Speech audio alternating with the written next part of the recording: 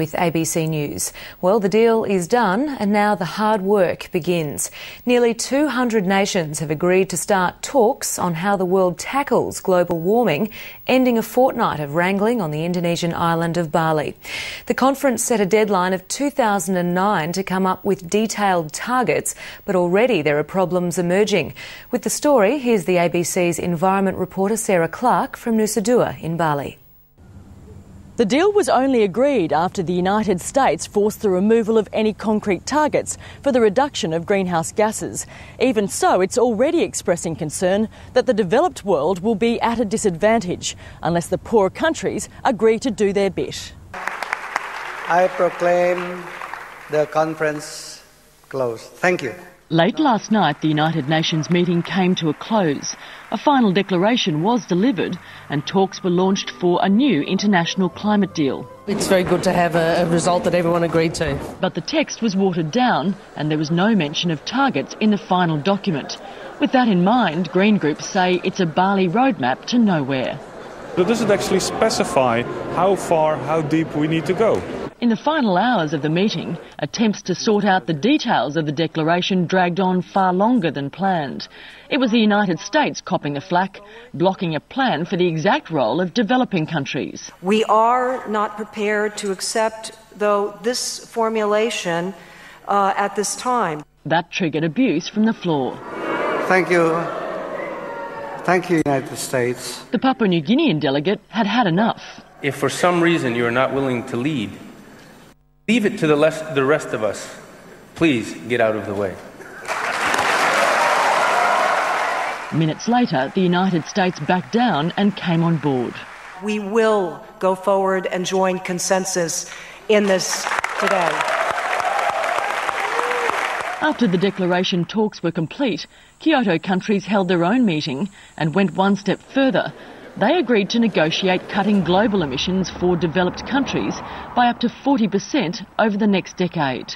After a week refusing to clarify its position, last night Australia helped deliver a consensus vote.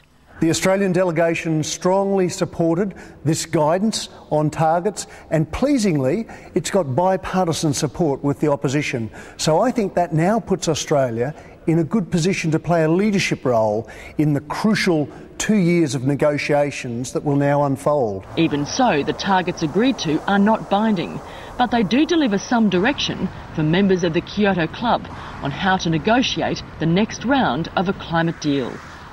Australia's ratification of the Kyoto Protocol was a key moment at this conference, and the United States is now the only industrialised nation still out in the cold. Green groups are now urging the Australian government to play a greater role in leading the negotiations to come. From the world stage in Bali to a smaller audience in Brisbane. You've got to get it right, but Hello.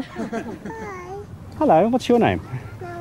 Oh, good to see you. Deal or no deal, targets or no targets, Australia's contribution in Bali was conspicuous. And Kevin Rudd isn't about to talk things down. Last night in Bali, the world community decided to take a bold step into the future. But it's only one step, and we've got a long, long way to go. 2 years, in fact, as the Bali roadmap guides the way to Copenhagen, where the UN meets in 2009 to finally nut out the post-Kyoto agreement. Bali, says Kevin Rudd, makes that possible. Is it as much as the international community would have liked? It's not quite there.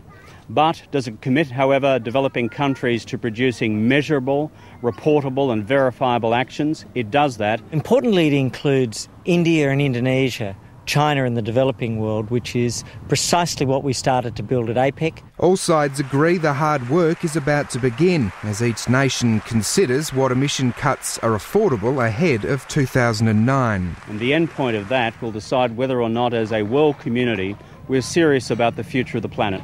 For Kevin Rudd, Bali was a balancing act, trying to meet the expectations he's created on climate change while recognising the realities of taking action.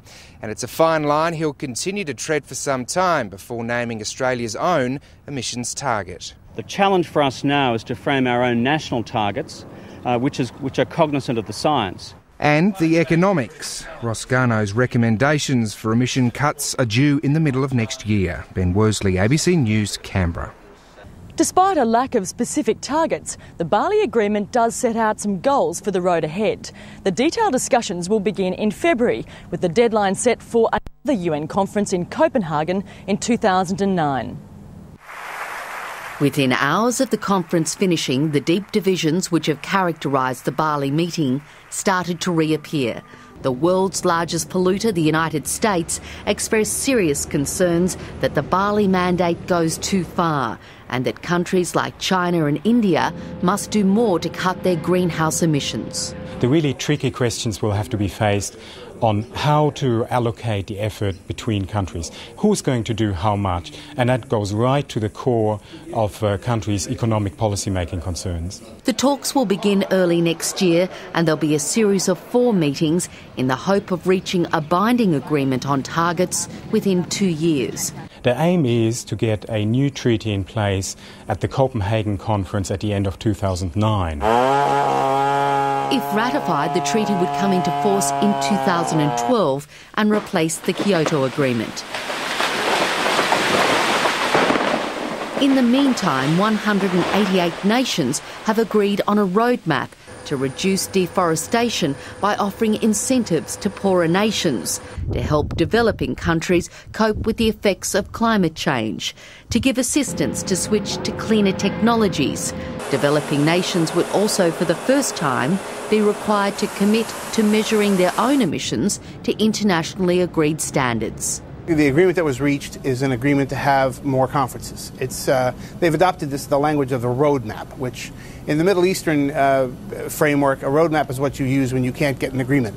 Well, our test will be, will this deliver the kinds of cuts collectively which actually the science tells us that we need to avoid the most dangerous impacts of climate change. And ultimately, say scientists, that will require a massive 50% reduction in emissions by 2050.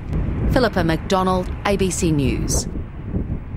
The outcome is less clear than many would have wanted. The absence of specific targets make the negotiations ahead far more difficult. But at least there's been a start, and there's now a process in place that should lead to a global agreement.